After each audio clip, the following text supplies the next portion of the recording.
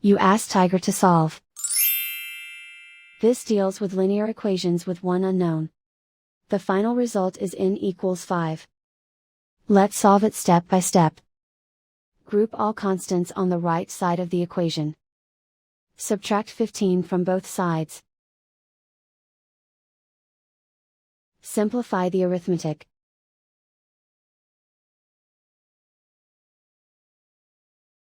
Isolate the n. Divide both sides by -3. Cancel out the negatives. Simplify the fraction. Cancel out the negatives.